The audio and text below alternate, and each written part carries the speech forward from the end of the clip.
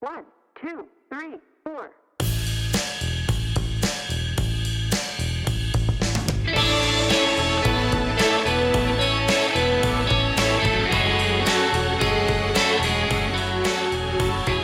Hi, and welcome to the Vininspo podcast with me, Ed Merrison. This is where wine is a travel experience. Join us as we pick up bits and pieces, make new friends, and create memories that make our future interactions with wine, people, and places all the more meaningful and fun.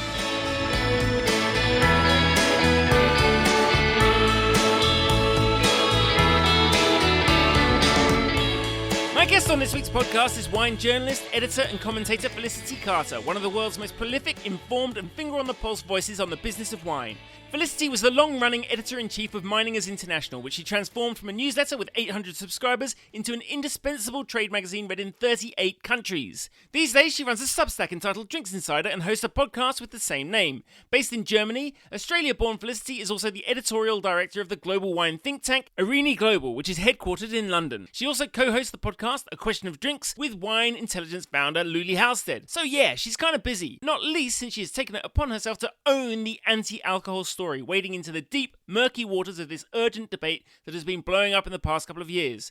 Her work in this area won her last year's 67 Pall Global Wine Communicator Award for Best Audio. Felicity and I talked at length about the true perils of alcohol and the perilous half-truths and distortions, as well as how the wine scribe breed's nose for a good story is no match for its thirst for quality claret. Why no amount of influencer endorsements or skillful storytelling can paper over the cracks of a poorly run business. The surprising pull of policy. The bitter taste of the agro-macho bullying culture of early noughties wine writing. Branding, bottlenecks and achieving cut-through to the consumer. Whether LinkedIn's dumb-it-down dissidents are blind to the bright spot of wine education. Why peer group is so vital in pursuing an interest in fine wine. T-shirt slogans, silly jokes and subpar leadership. Evolving from Parker Pallet to Acid Hound. And the covert Carabinieri combating counterfeit Chianti Classico. I started by asking Felicity how she got her break in wine and writing. In the late 90s, I had a temporary job writing wine brochures for cellar masters, and I knew nothing about wine. And they do in-house training. So I did all of that. And as a result, I thought I was this complete expert. So, a little knowledge. A lot of people in wine think that they know a lot. Well, that was me. It wasn't the wine that attracted me. It was actually the people. I really loved the people. Cellar Masters was this amazing place because it employed performers, out-of-work actors. So all of my colleagues had sort of television awards and all sorts of things. They were a very interesting group of people. And then I moved on and I did other things. But then September 11 happened. And I was casting around wanting to do something with my life. I was actually working in advertising and I liked it. I liked the people again. But, you come up with these great creative ideas. And Australia's really conservative and it's got much more so in the last 20 years. And so you come up with this great idea, which you knew would work really well. And then the client would come along and they'd and they'd put it through their legal department. And by the time they ran it, it had killed it. It looked like everything else on the market. And I was dying. And so then September 11 happened and I was watching late at night it happening. And I rang friends of mine in New York who were also watching it happening. So I was listening to their reaction while I was watching it live on television. And I was watching the journalists reporting on it. And I was like, that's what I want to do. I want to do what they're doing. So I went back and studied postgraduate journalism and I wanted to be a foreign correspondent. But when I graduated, I discovered that unless you could speak Arabic, Russian or Chinese, there were no foreign correspondent jobs they were handing out. So I just started pitching and I started pitching to The Age. And the only thing I really thought I knew anything about was wine and I didn't know anything. So the first article that got published, all the wine people suddenly was like, who's this person in The Age? And I started getting invitations to things. And in those days, the wine industry was very male and it was very aggressive. And I've spoken to other wine writers who were around at the time and the word bullying is kind of appropriate. Like people were so rude. I hadn't intended to write about wine. I wanted to write about other things. But I used to go home and I used to spend my nights looking at what was being published elsewhere in the world. And then I'd go and I'd pitch it to The Age. And just as how dare you? Like you were seen as being illegitimate if you hadn't come from Adelaide or if you hadn't come from a wine background. And so I was like, very annoyed by that. So I ended up getting more immersed in wine writing than I had intended. And of course it opens up this amazing world, which is very interesting. But I always wanted to work overseas. And then I saw a job ad for a German publishing house, which had intended to publish in English. And so I applied. It was a 1-year contract. And I got the job, which was amazing. That was many years ago, and I'm still here. Not in the job, but I'm still in Europe. Right. So was that Meininger International? Yes, it was. So 15, 20 years ago, the Europeans thought, globalisation is a great thing. We should push into the English-speaking market. And so a whole proliferation of magazines turned up, most of which were really bad. They'd have half French on one page and half a really bad translation on the other. And there were some films made at the time which were really terrible, with European actors who were saying lines they didn't understand. But Germans put a lot of value on expertise. And so when the owner of the publishing house decided to do the same thing, he decided that he had to have somebody who was a journalist, who was native English language, and who could understand wine. And he also thought that where this is placed in a small country town in Germany wouldn't be very interesting to the Brits. So he thought maybe somebody in Australia and New Zealand would like the adventure. And I did. Fantastic. And so what was that business like at the time in terms of its size and its reach, and how did that change during your tenure?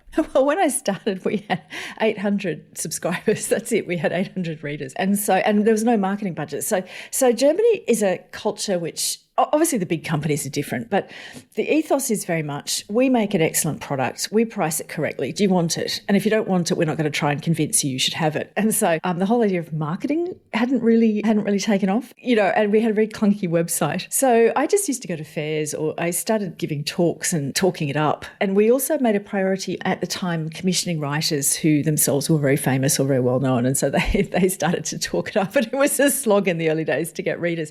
But we did. By the time I left, we had readers in 38 countries. We had a very enthusiastic subscriber in Macedonia. I think we had 2 in Finland. We had a bunch of very significant subscribers in all kinds of places. So it was good. And did you ever do what people regard as being the frivolous fun part of wine writing, going to junkets and travelling around and doing the frontline stories, or were you naturally in more of an editorial role? I was editor-in-chief, so it was my job to keep the whole thing running.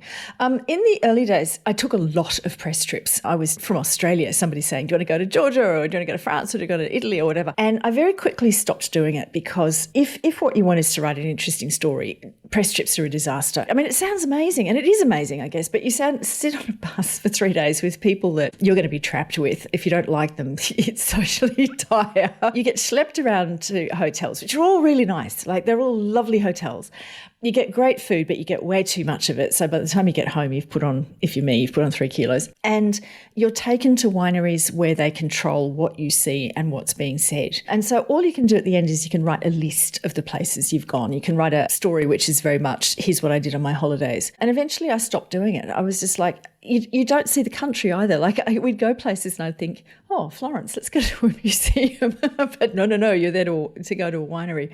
So where I did commission a lot of stories was, I like stories that are funny or quirky. And so if anyone would come up with something like that, I'd commission it. Well, we'll talk definitely about the wide range of stories that you're covering at the moment, because it's broad and it's become more relevant than ever within the wine world. But in terms of business stories, how varied can wine be from an editor's point of view in terms of interest? Oh, it's huge. It's a huge topic. So we had very defined topics. We knew that the thing that people were interested in was exporting. And so we ran these articles, which were actually fantastic. They were much better than some of the very expensive research that you could buy. Who is who in this market? Which is the key media in this market? Like, who knows? What's the key media in Japan or Korea? Who are the people you should talk to? Which are the most important importers, and what do they specialise in? And can we get a name for the person you should contact? So lots of things like that. How does the world work? If you want to get a tender at a monopoly in the Nordics, what do you do?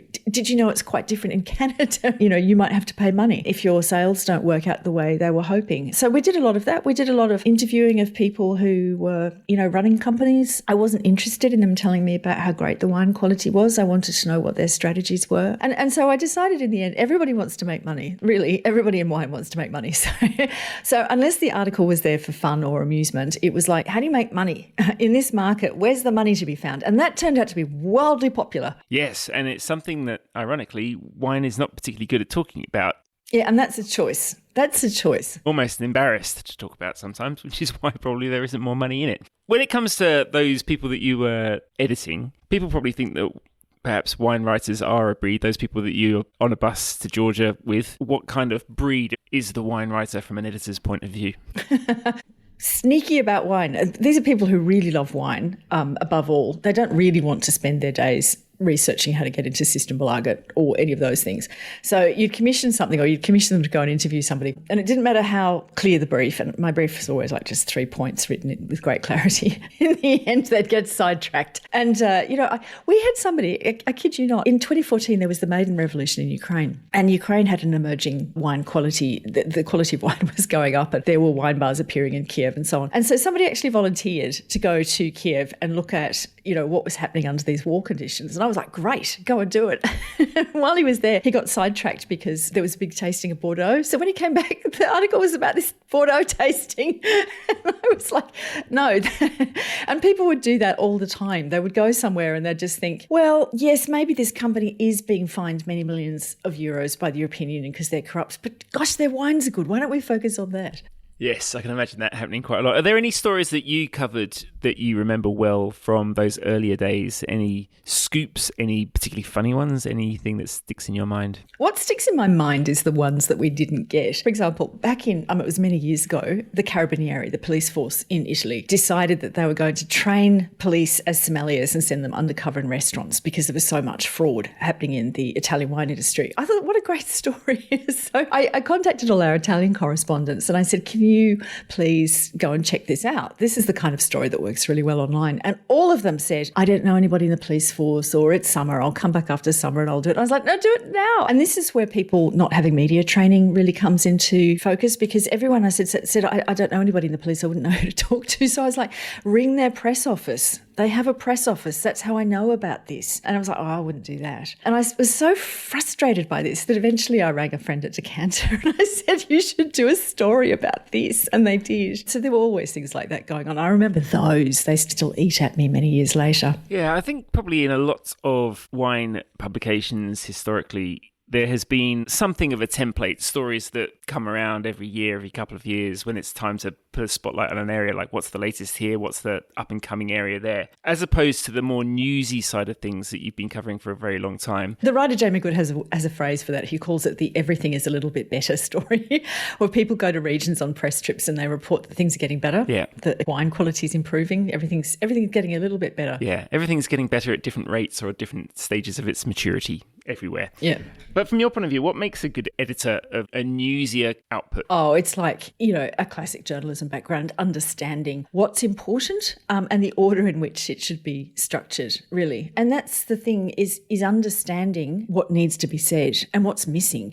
And that's a classic journalism skill. That's not a wine writer skill. Yeah, and probably as well, in building that audience, what people need to know as opposed to just what you want to say. Well, that's right. So I just wrote about this morning. I went off in 2018 to do a tour of American media and look at how they were remaining profitable. And what I took away from that was the principle of only publish if there are two things going on. Either this is something that your readers need to know. They really need to know that this is happening.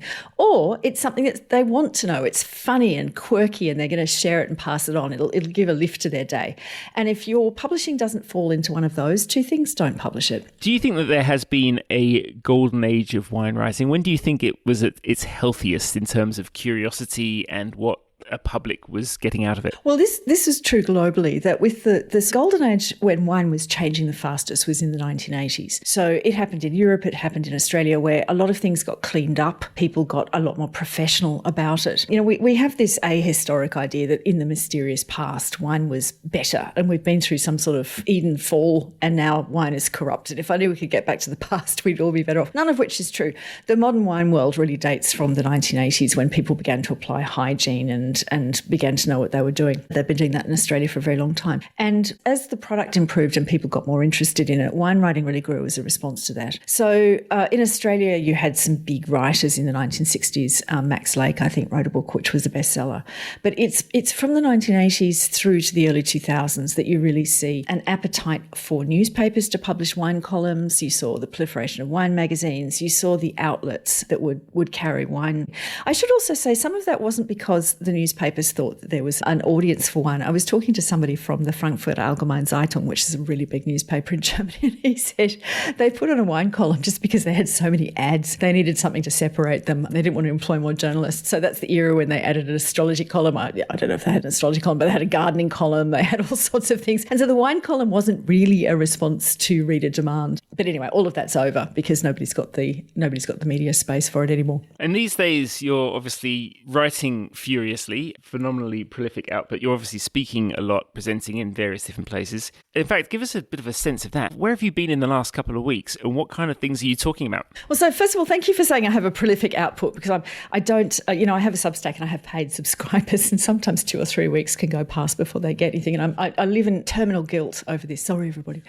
So this year, I started by going to Montreal in January to moderate at the Tasting Climate Change conference organised by the wonderful Michelle Buffard. And Montreal was cold. The snow was up to my hips. I was walking down the street and my fingers got so cold that they felt like they would snap off. It was insane. It was minus 26. And then I came back, and then a week later I went to Sacramento in California to do the keynote with Lara Catena at the Unified Wine and Grape Symposium. That's a 3-day big sort of trade event. And then I came back, and then last week was Wine Paris. I did a number of talks there, and I was on a number of panels, and I was moderating some panels as well, some very interesting ones. And then next week I'm off to London to moderate. There's a day at LiveX talking about the state of the fine wine market. And then I go back to California, to Napa, to do a small series of talks. So that's my life at the moment. And I'm trying to squeeze in writing stuff around all of the travel. You've got a couple of podcasts on the go as well. Drinks Insider has a podcast element to it, your Substack, and also Question of Drinks that you're doing with Luli Halstead. That's right. And so people forget I have a podcast because I don't put it all on social media. I'm so hopeless at social media. But yes, I have a podcast which sort of lurches from one thing to another. It started out that I was going to interview entrepreneurs in the drink space to find out how they did it and what lessons they learned. And I learned very early on, do not interview Americans, because all Americans, when you say, okay, where'd you get your seed capital from? They all go, well, I did a family and friends round and I raised $500,000 or $750,000 that way. And there's nowhere else in the world that's true. So I increasingly interview analysts from banks and institutions, or from places like Euromonitor, which is coming up. And then within that, I have a sort of sub-podcast called Wine and Health, where I interview scientists or policy people about what's happening in the alcohol and health space. So 2 weeks ago, I interviewed a guy called Kirk French, who's an anthropologist who runs a course on alcohol, and it's called Booze and Culture. It's like, why do we drink? So I do that. With Luli, it's completely different. A Question of Drinks started out, the idea was we were going to do the freakonomics of drinks. What are the weird, quirky things that determined why we drink what we drink? It's gone a little bit off track because, we've both got our own obsessions that we indulge in, but we're going to get it back on track and go back to being freakonomics, which it seems like, how did Australian tax law shape the Australian wine industry? Because Australian wine has been completely driven by a couple of tax quirks. Yeah. Do you enjoy the podcasting? Yeah, I love it. Must be a nice outlet. Oh, you can hear I'm on the microphone. I can't stop talking. These days, you mentioned Substack. We talked about podcasts. We talked about various different kinds of wine writing, from, I suppose, those people who get sidetracked and write about Bordeaux tastings, and those people who are covering a bit more newsy stuff. Do you feel that the wine consumer, and even the would-be wine consumer these days, is well served by the wine media? Yes, in general, I think so. Media responds to demand. When there's a lot of demand for something, the media will supply it. If there's a fall in wine columns and so on, it's because there's not the demand there and the media can see it. But yes, and I think the era of sort of democratising media has been absolutely fantastic. When I started, it was just so difficult. There were just a few routes, and you had to know the right people, and you had to know their right email, and you had to pitch them, and you had to do it exactly the way they wanted. And that's not true anymore. You can just go and publish your own thing, and if there's an audience for it, they'll find you. We were talking off air about how lovely it would be to pick up a sponsor for something. That's right. Let's be explicit about that. If anyone's listening's got loads of money they want to give to us, please do get in touch. But in all seriousness, you're not an influencer, really, and I'm certainly not. But what do you think about that trend in terms of how they are perceived from the business side of things, and how much of a difference do you think that they're making to the world of wine? Oh, I think they're making a big difference. But What I'm very careful to distinguish between is what is an influencer and what is, people talk about wine communicators and they talk about influencers. If you are an influencer and you are accepting sponsorship to say something, then you are in the business of marketing and public relations. That's what you are. And I think within the wine world, there's a confusion about what that role is. People think it's more of a journalism role, and it's not. If you're an influencer, you're involved in marketing and PR, and you should be judged on how well you do that. Yes, we were talking just before we came on air about bottlenecks. It was a word that came up when we were chatting the other day, but also something that I think sums up a lot of different ways in which things get stuck in wine at the moment in various different areas. The idea that lots of people are fighting from quite a broad base and then come to a position where they're all trying the same thing in the same ever-narrowing space. Certainly in Australia, there's an enormous proliferation of reviews and a lot of marketing dollars going towards cultivating those people even more than before. And that's leading to fewer stories, more reviews, and more wineries relying upon those reviewers for almost their only marketing collateral. Do you think that there is a lack of storytelling and imagination that might cut through in a different way from just having your wine scored? Let me answer that in a roundabout way. So I've actually done a lot of work on storytelling and the research behind storytelling and how you do it. I'm a guest lecturer at the University of Cape Town Business School on this topic. So obviously I'm a big fan of storytelling and the idea of storytelling, but I think it is used and abused within the wine industry. A lot of people think that if they change the way they're doing it or if they tell the story in a better way, that somehow that will have magical results. Storytelling at this stage of the crisis is not a solution to any of this. Getting the business fundamentals right is much more important. And I think, if people are relying on influencers to spread the word, then that's a bad business practice, basically. And better storytelling will not solve that. Well, that shifts us quite nicely, I think, more into the marketing sphere, because you're talking a lot, writing a lot, and being asked to comment a lot. I suppose partly because people are getting a little bit more desperate about what might be more effective in the marketing sphere. And some maybe misconceptions as well that you've covered in your podcast with Luli. One thing that's come up has been the idea of wine branding. How well do you think wine producers understand the idea of being a brand? Well, that's a big question. Depends on what section of the market you're in. If you talk to fine wine producers, for example, they understand exactly. They hire the smartest people. They know exactly what they're doing. The further down the chain that you go, you're dealing with people, particularly here in Europe, who are farmers, that only a generation ago, they made the thing, it got taken away at the farm gate, and they never thought about it again. The money came in and that was it. And now they're expected to be very sophisticated marketers, which is hard if you're in a rural area to try and attract the right people and certainly pay them properly. So no, a lot of people don't understand branding. They've got very vague ideas about it. But branding and marketing is a professional discipline, and the only way out is to find people who have the qualifications and the background, and that of course is very expensive. Okay, well, this is another big question, really, talking about those channels of media, the critic sphere, also the influencer sphere, the noise on social media, everyone trying to get messages across in a relatively narrow band to a hopefully large audience, which we know is shrinking. When we talk about cut through, you mentioned getting the business fundamentals right, and that probably runs right down to getting the right distribution and getting your products in the right area and pricing them correctly and all sorts of different things like that. So when people talk about cut through, how do they put their ducks in a row and get their point across from a producer's point of view to a consumer at the end of the line? Well, it depends which channel you're talking about. You have to do the best you've got with the resources you've got. If you're a very small outfit with very little money, then you're going to have to spend time. And there's some great examples of, winemakers or owners who just get on TikTok or they get on Instagram Reels and they just talk straight to the camera and they're very sort of real and authentic, and that can work unbelievably well. So you use whatever you've got. The ideal, of course, is that you don't ask these questions of yourself. You have a marketer and they take charge of it. But the most important thing to do is to focus. If you've got limited time and limited resources, focus on one thing and become very, very, very good at it. If you try and market across multiple channels, you'll just spread yourself too thin. So work out where your audience is and go there. I mean, actually, this is interesting. This is a problem. If you talk to most people and you say, so who is your wine for? Who's your audience? They'll go, everybody. Everybody can enjoy my wine. Well, yeah, maybe. But actually, there's an audience out there that this will resonate particularly with them, and you should define that. Yes, and another thing you've touched on is the declining consumer base for wine. Part of that is often blamed on Gen Z not getting in on the action. But that's another thing that you found is misconstrued or misconceived by the wine business. What do you see as the real picture with Gen Z? What's going on there? Look, there's many different things, and it's not the same everywhere in the world. So the English-speaking countries and the Northern European countries are all experiencing this. Southern European countries, not so much. There's lots of things going on. Number one would be cost of living. That is absolutely clear, that people just don't have the discretionary income.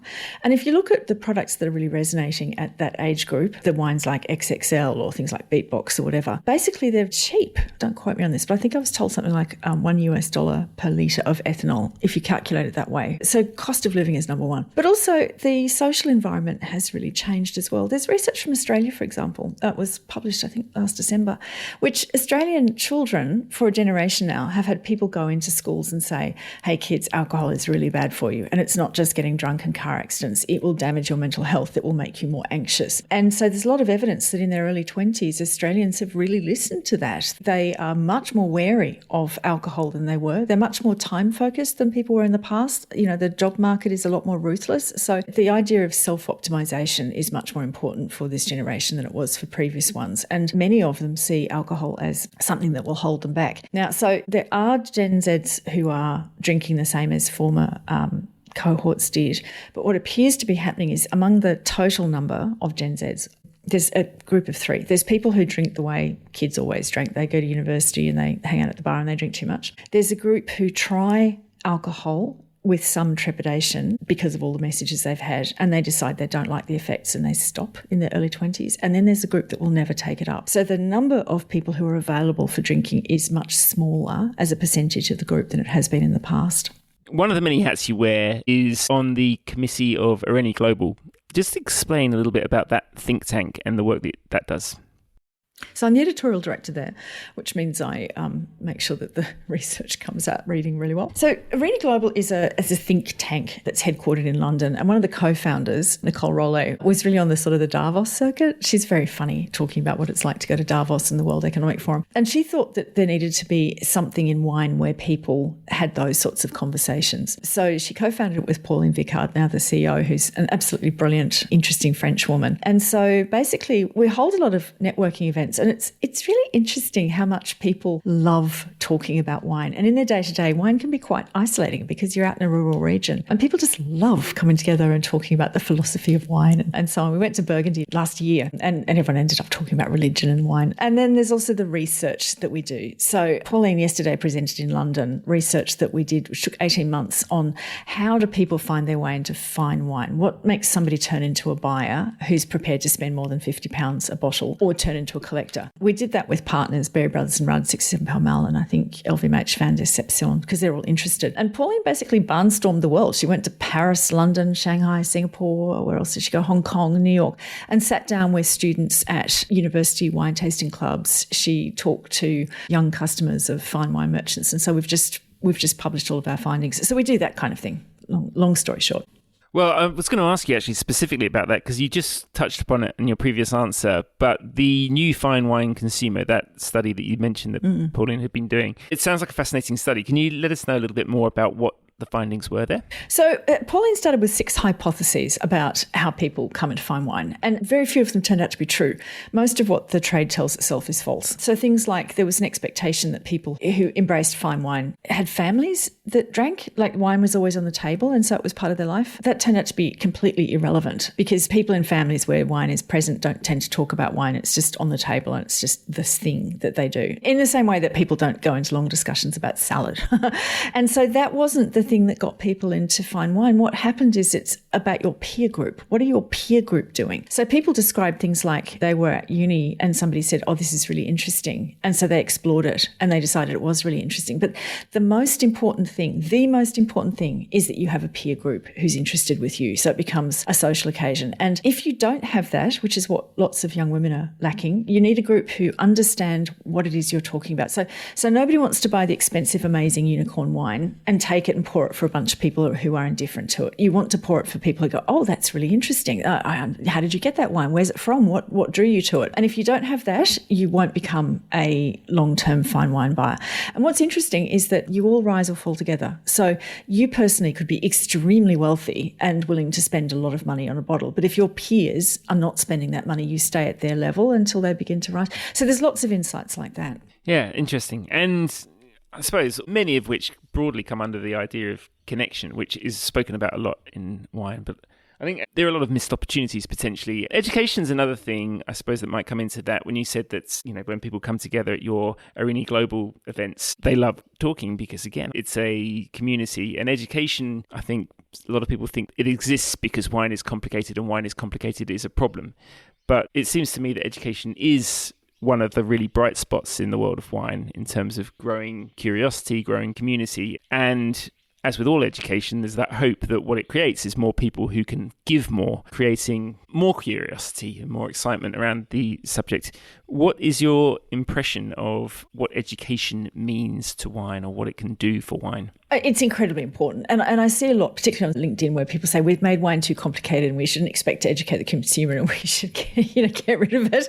And they don't realise that wine education is one of the growth parts of the wine sector at the moment. For very interesting reasons. Okay, this is my theory. I don't have any data for this. But over my lifetime, I've seen sort of upper middle class values shift. When I was growing up, knowing about symphonies and opera and knowing who James Joyce is were status markers. This marked you out as a sort of cultured person, including in middlebrow culture.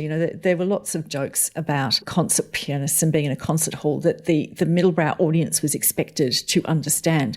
Now, in my lifetime, all of that has just gone away. Nobody cares about whether you can tell the difference between a Rachmaninoff or a Beethoven piano sonata. And what's moved in is I think that knowing about food and wine is now a marker of culture and education. So, if you say to many people now, middle class or upper middle class people, do you cook? You don't mean, can you put something on the stove and serve it? What you mean is, do you make things to almost restaurant quality? And so what's interesting is knowing about wine has now become an important social marker. I'm not saying that's the only reason people sign up, like people sign up out of interest, but certainly within parts of the US and parts of the UK and parts of Europe, you need to know about these things to be culturally fluent. And what's interesting is people signing up for wine education who don't drink. They're interested in it and they want to know about it and they want to be involved in the discussion, but they don't drink. But apart from that, there's also people who are just really ignited by the complexity, by the fact that there's so much to learn, by the fact that, it opens up this whole world that they didn't know about. And I think all of these, we have to make wine more simple and so on. It's just a mistake because what draws people to it is actually the depth and complexity and the multitudinous of things to explore. Yeah, and I think another point that's missed,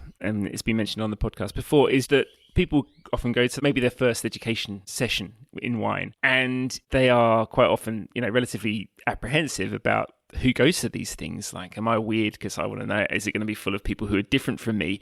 And the good news from my point of view is, yes, it's full of people who are different from you because there are really young people and really old people in these classes and there is a really good gender balance in them as well. They're talking about WSET and more casual things. And the best thing is that after a single session, people are just talking, getting on like a house on fire because of this subject. Even if they, as you say, they don't drink, there's enough curiosity around this subject, probably because it is sort of complicated, but it is also connected to the world around them in they don't spend that much time talking or thinking about the world around them. Yeah, that's right. The worst thing I think that I used to hear when I was learning about wine in Australia is the number, and I hope they don't do it anymore. This is more than 20 years ago, but people going, you know what, it's just a drink. And actually, you know what, it's not. And if you just try and turn it into a beverage or just a drink, you completely damage it. It doesn't compete very well as a supermarket drink. There's much better options for the money. You have to respect it. There is something special about it, and people recognise that. Yeah, and I think that's a real thing for wine to conjure with. I think there are stories that come up in the marketing side of things, which are, what can wine learn from other sectors? And there is a sense in which wine thinks it's special, I think, that is unhelpful in terms of blinding people to some of the really obvious things that could make it more successful from a business point of view, from an investment point of view. But as you say, there are also things about it that are different, and that's kind of what's wonderful and worth preserving about it. And maybe there is a bit of a tightrope that we're not particularly good at walking there. Look, from the point of view of the product itself, the wine, I think is very special.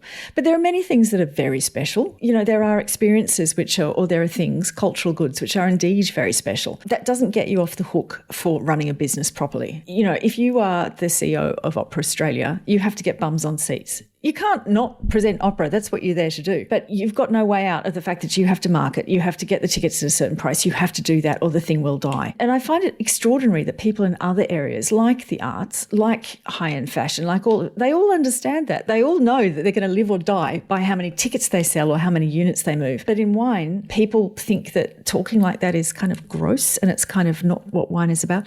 And I think it's because wine has been, well, the modern wine industry is really distorted by two different groups. So on the one hand, you have, in Europe anyway, you have people whose businesses are not functioning very well, but they're held together by subsidies. So they don't even realise they're going broke. Well, they're realising now, but for a long time they didn't realise they were going broke because the subsidies kind of held it all together. And then you've got the other end, which is Australia doesn't suffer from this so much, but South Africa does, South America does, parts of France do, where you get very wealthy people who have bought wineries and make them showcases and they put a lot of money into it with no expectation that they will make money out the other side. It's either a vanity project or they're using it as a tax loss against some of their other ventures and they don't need to make money. And so those two groups, I think, have made life very, very difficult for people in the middle who are trying to run a real business.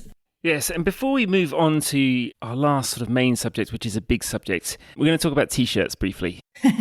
Let's talk about T-shirts, yes. Drink more, die younger was a slogan on a T-shirt that caused a furore here in Australia. There are a few questions here that arise from it, and I know that you chipped in quite vehemently. But I do want to frame this as a leadership question because we've talked about businesses and what they can do to perhaps get their house in order and do a more efficient job and get more cut through. But leadership is an issue, I think, isn't it, where you've got, I suppose, competing priorities of upholding and supporting an agricultural sector and the tourism and other potential opportunities that come there from a business and from a community point of view. And at the same time, looking after health. Those are perhaps a little bit out of whack in some senses. And certainly Australia's found it difficult, I think, to find that balance. But leadership in general, where is it right now in the world of wine? Are you talking about Australia specifically or are you talking in general? Well, T-shirt Gary was here, so I guess Australia to begin, if that's a model to learn from. So first of all, let me say how appalled I was by that. I was deeply shocked by that. I had a number of people who sent me that. You know, it must have been a slow news day in South Australia that ABC actually said, my God, these people wore a T-shirt, and then they took down the post on Facebook. I mean, it says something about how calm and peaceful Australia is that this turned into a story. And lots of people sent it to me and said, isn't this outrageous? And I was like, what are you talking about? It's a T-shirt. And the fact that it blew up and then the head of Wine Australia issued a press release saying, you know, we're terribly disappointed. And I think the Grape and what's the other organisation, the Wine and Grape Corporation, whatever it was, issued a press release. I was like, are you kidding me? Are you kidding me? It's a joke. It's obviously a joke. It's obviously a play on live fast, die young. I read a lot of public health literature. I'm immersed in it. And I know of no literature at all that proves there's a link between a silly joke on a T-shirt and any kind of health harm. It's just a joke. And I support people's rights to make silly jokes. So I wrote a post about it. I was like, have you people lost your minds? There's actually really big problems facing the Australian wine industry. And you're punching down on people who are your future leaders because they wore a silly T-shirt, which 5 years ago, nobody would have thought twice about. I was just appalled. And so people wrote to me, actually, some people who'd been on that leadership course, and they said that they had been told to sit down and shut up. And some of them had fielded phone calls that were abusive. And I was just like, you people have lost your minds. The correct leadership thing to say is to say, we thought that T-shirt was inappropriate and we took down the Facebook post. Job done. That's it. Or to say, do you know what? These are our future leaders blowing off steam and I support their right to make a joke. You could have done either of those things, but issuing press releases saying how deeply disappointed you are in the future leaders that you chose is an absolute failure of leadership. I'm glad you're disappointed, but you were surprised and I was less surprised that that played out that way, I have to say. But we are going to talk about health. It is, as you said, something you spend a lot of time poring over documents and writing some really important stories and constantly bringing things to the surface. When did things start to get serious? Because this is a really serious matter, isn't it? The way that wine is being treated out there in the health sphere. Well, so first of all, it's not wine. It's the alcohol sector in total. Why do you keep seeing wine everywhere? Why is it wine that's on a tram saying, you know, alcohol is bad for you? The reason is because red wine particularly has a health halo. And so people who are talking about who want you to drink less or drink nothing will always use red wine because if they can take down red wine, they can take down the whole alcohol category. Everyone knows that drinking vodka is bad for you. So I began to notice this around about 2018. There was a big article in Mother Jones, which is an important, it's a great magazine. magazine out of the United States where one writer said, I've got breast cancer, it wasn't my wine habit. I looked at that, and then there was a similar sort of article in Australia that didn't attract quite as much attention. And I remember saying to Pauline Vicard from Arini, we should keep an eye on this. And then that year we had an event in Champagne. And we always invite people who are from outside the wine sector to get a different point of view. And we had this old guy, he was past retirement, really interesting guy, but he came from the energy sector. And at the end of the 3 days, he stood up and he said, you people are cooked. And he said, I sell all of my shares in alcohol companies. He said, and you don't even know it. He said, in my lifetime, we went from people who kept the lights on and kept the heating on to being the villains who are destroying the planet. And he said, this is coming for you, and you people don't even know it. And again, everyone forgot about it, but Pauline and I didn't. So we've been keeping an eye on it. And then in 2023, organisations in Europe started to say, we're under awful pressure. Do you know anything about this? This has come from nowhere. So I started to look into the issue. Basically, that's how it happened. Yeah, and part of this has been digging into the background of these combined forces that are essentially harnessing everything they can to present alcohol in a bad light. What's your research dug out on that front? There's two very important points to make. So first of all, there's a vast array of people who are involved in alcohol harms in one way or another. They're statisticians, they're police, they're medical professionals, they're addiction counsellors, they're people who study addiction. There's all sorts of people. Alcohol is exceptionally harmful as a social thing. I mean, it's involved in gendered violence and car accident and all sorts of things, as well as the personal damage. And there's people who study that.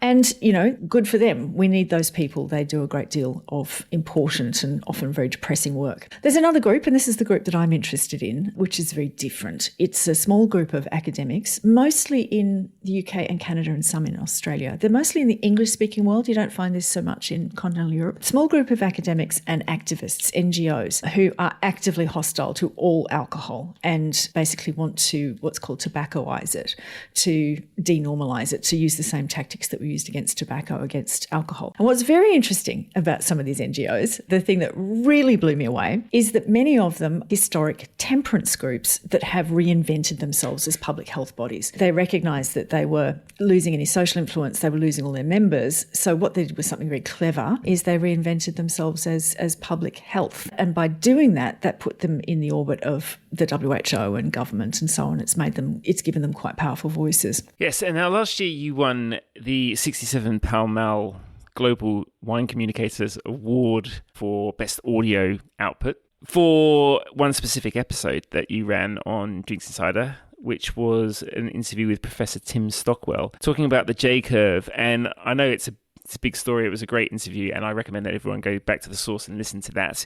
But if you could, in a nutshell, talk about the J-curve and what it actually entailed in terms of the extrapolation of Professor Stockwell's report. So the J-curve is a very interesting phenomenon. I didn't know this, that the whole idea of the J-curve came out of research on how revolutions start. It was an idea that came out of sociology. But once people identified it, they began to see J-curves everywhere. There's J-curves for sleep, for example. And the J-curve in alcohol is that if you drink a small amount, you have a better health outcome in your life than people who don't drink any at all. And then as you begin to drink more, the harms begin to rise, and they begin to rise very fast. So it looks like a tick, you know, a small amount and you're good. You get better health outcomes in lots of dimensions. Now, this is obviously a very sort of counterintuitive finding. Actually, this thing about the small amount of alcohol having better life outcomes was first identified in the 1920s. But then in the 80s, people put it on the J-curve and suddenly it popped up as a statistical artifact, which was very interesting.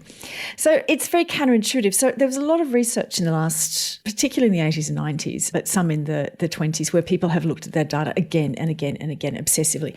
And what they do is they take a longitudinal cohort. UK Biobank data is one, where you get this huge number of people that have been tracked over their life, and you look at what they say they do in life and you look at their outcomes. So obviously that can be a bit dodgy. People will often lie about how much they actually consume. So you have to account for that. But over and over, whichever group you look at, this J-curve pops up. So there have been people over the years who've said, well, hang on a second, who are these people who are drinking moderately? And who are the people who don't drink in a society where alcohol is important? Maybe the people who drink moderately are people who can drink moderately, who don't get addicted. Maybe they're higher income. Maybe they're more sporty. Maybe their diet is better. I mean, these people who don't drink, maybe they're not drinking because they used to drink and it made them sick. So maybe they're not a good, comparison group. Now, all of this has been studied to the nth degree. One of the people who took a look at it was an epidemiologist called Richard Dole. And he was the one that originally sounded sounded the alarm on tobacco. He was the one that looked at all the observational data and said, I mean, he was one of many, but he was the most important who said, hang on, this is really bad. It's not just lung cancer, it's strokes and stuff. So he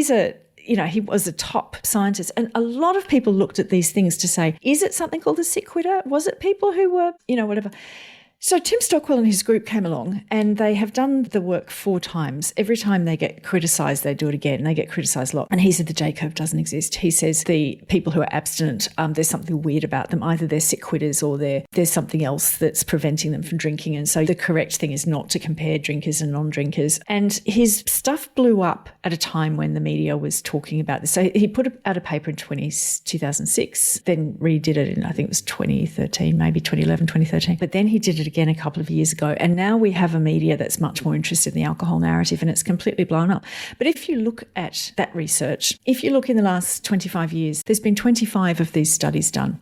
And 4 of them say the J-curve doesn't exist. And those 4 are all authored by Tim Stockwell and his group. So they're outliers, but they've had the most amount of media attention. Yeah, well, this is just it, isn't it? I mean, you're spending a lot of your time looking at this question. And as you say, it is a very complex situation. And again, quite rightly, the harms from alcohol cannot be underestimated. There are lots of people trying to bring those down and make more people aware of them, not least those involved in domestic violence cases or liver patients. Plenty of really, really serious harms.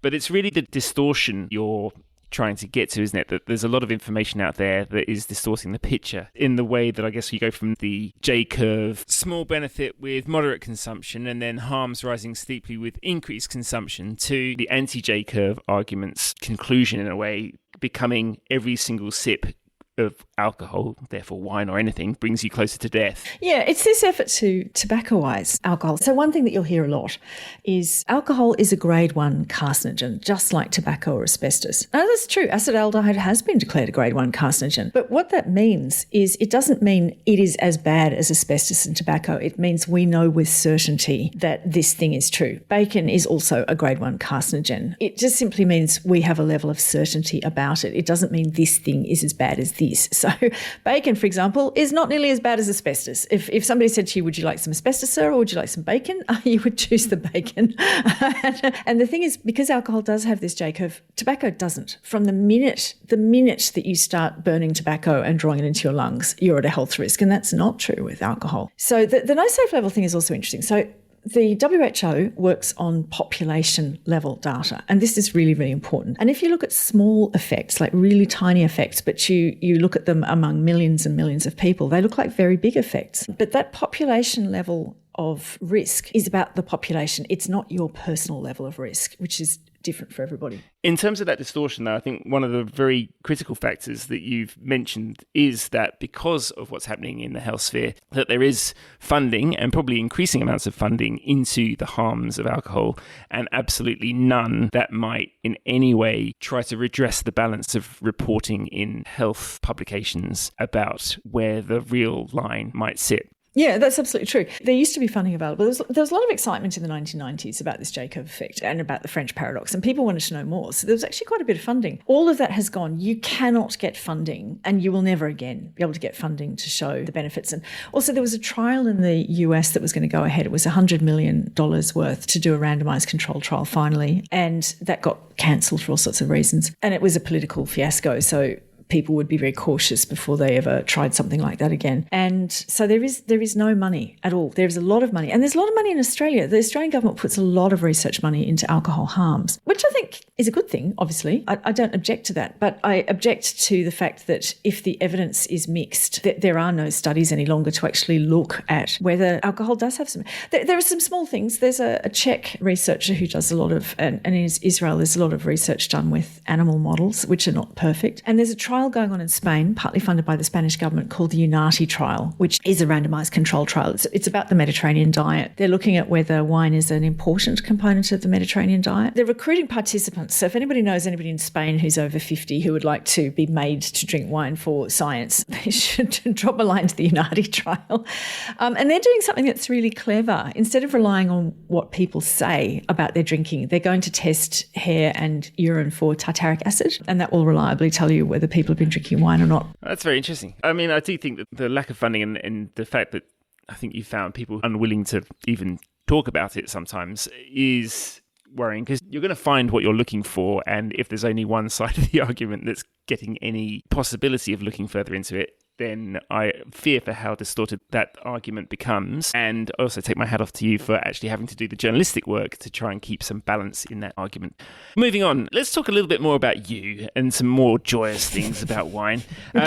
You are both an observer of the wine world and as an editor, I suppose, like the ultimate in terms of taking in varied sources and working with them, but also a participant in a way. You're going to a lot of things, speaking overseas, you do some judging, and you're obviously widely respected in the wine world.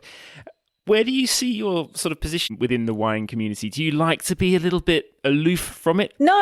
One of the great things about wine, one of the really great things is the people that you meet. No, it was what drew me in the first place and what sort of keeps me interested. I mean, the wine people are fantastic. The thing that I love about it is that, we're in a pretty cold world and AI is making it colder, but the thing about wine is it insists that you sit down and have a meal together and just talk for 3 hours. You can't function in the wine world if you're not prepared to kind of sit down and have a nice meal and talk to people. And where do you find that in the modern world? It's a great antidote to everything that's wrong with the world we live in. And more industries should adopt it. That's a beautiful sentiment. I also remember a very entertaining conversation that you had with Professor, I think, Edward Slingerland, which is a great name. Oh, yes. And it also got me thinking that if I were to ever become a bartender, that Edward Slingerhands would be a great name. But he wrote the book. I can't remember. Long Drunk. but very good subtitle, but Drunk It's was called the Drunk. the title of the book, talking about how wine has been an essential part, actually, and having an enormously evolving role in various different wines, or alcohol, I should say, not just wine, throughout civilization. A very interesting book. I haven't read it, but the topics sound fascinating. Oh, you should. It's not just very interesting. It's a really great read. Like a lot of these books are really worthy and boring, but it's a cracking good read. I recommend it to everybody. Yeah. So it also got me thinking as well, though, while we're talking about all the doom and gloom, drinking trends are going in a pretty depressing way. It talks about how one of the big stories of 2025 was the Bloomberg story about $830 billion being wiped off alcohol shares in just over 4 years. The various different health trends going on in terms of how that argument's building. A lot of people feel these enormous black clouds over the world of wine. You just said why it's important to you, it's been an important part of your enjoyment. What are people missing, do you think, when they think of alcohol as just one thing? I just kind of despise the word liquor. And when people say that they're off to buy alcohol, I always sort of slightly shudder. Obviously, I'm very pro-wine. But also now, when we talk about it being existentially threatened, why is it important to humanity that it survives? Well, I'll take that in two parts. Wine has a very extraordinary symbolic power because it's the thing that it just starts as fruit and then it turns into something completely different. Within certainly Western civilization, it has become a deep symbol of transformation. And that's why we toast at weddings or, retirements or a moment where there's a big change in life. It's because the wine actually represents that. It's an extraordinary model of transformation. And so it's embedded very, very, very deeply in Judeo-Christian culture, even if we no longer believe that. It's part of the cultural heritage. And so to lose that would be to lose something profound. From an economic point of view, I think people don't understand what the loss of wine would actually mean. And sometimes, I like I said, I listen to these NGOs, and there's a NGO in Europe recently got defunded, and the head of that used to say, we should grow food crops on that land instead of wine. So wine is incredibly important to the rural economy. It keeps people on the land. It keeps them on the land in an interesting and high value way. There are very few crops that offer the pleasures of socialising and meeting people and being part of a community. I mean, I'm sure wheat does as well, but with wine tourism and the revitalisation of rural regions, wine is incredibly important. But more importantly, and I don't think people realise this, wine actually underpins the restaurant trade. So most restaurants find it very hard to make money because labour costs are so high and ingredient costs are so high, and they rely on the sales of wine, beer and cocktails to actually fund the whole model. If people stop drinking, the restaurant trade falls apart. We would lose the pub. We would lose wine bars. We would lose those places where people can still meet. There's very few places anymore. All of the working men's clubs, the churches, all of those places, libraries have closed, have dropped away. There's not many places where humans can go and meet one another. And those places where alcohol is one of the last places left. So I think it would be catastrophic. Yes. Now we're talking I'm in Australia, obviously, where you hail from, but you're across the world in Neustadt and der Weinstraße. That's right, the great cosmopolitan region of Neustadt. Funnily enough, I was talking to someone from Gimmeldingen, just down the road from you. Oh, that's just up the road, yes. And it's part of the world where some of my favourite wines are grown. I'm an absolutely massive fan of Pfalz Riesling. And I just wondered, we should talk just a little bit about your own tastes in wine. I mean, you have to be a Riesling lover where you are. Your taste is shaped by where you are and what your peers are doing, actually.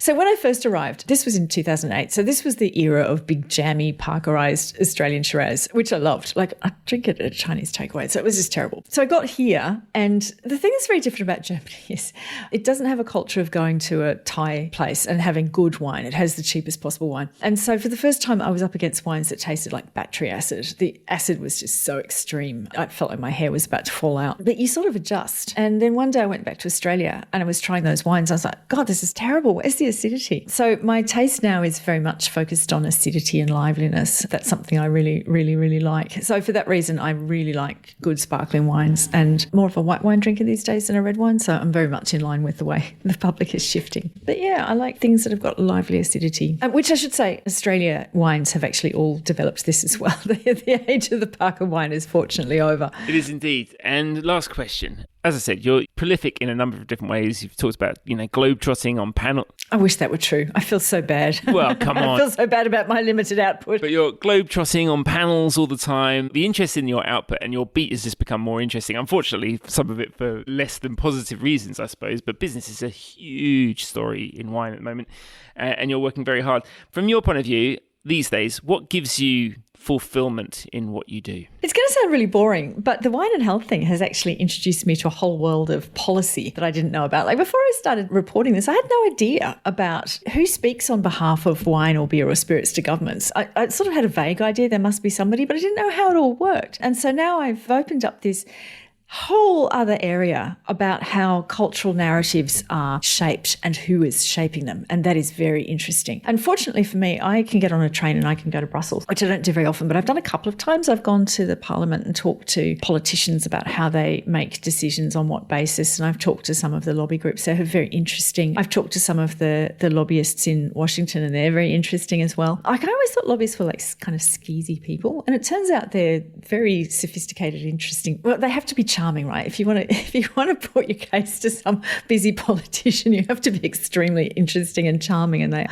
So learning about this whole world of policy and how policy is made is really interesting. All right, so we're more likely to see you hobnobbing in Brussels than waltzing through the vines on TikTok anytime soon. Unless our sponsor comes along, Ed. When our sponsor comes along and drops loads of money on us, I'm happy to go on TikTok and walk through vines. I am open. That's it for this week's podcast. If you enjoyed it, please like, subscribe and share with everyone. A rating on Apple, Spotify, wherever makes a huge difference. And please subscribe to my Substack. Free or paid, it all counts. Find me at edmerison.substack.com. Leave a comment. What do you think? But for now, I'd like to say thank you to Lucas James for the music, Neil Williams for the artwork, Patricio Garcia for additional editing, and to my guest, Felicity Carter. Till next time, live wine to the fullest. Cheers.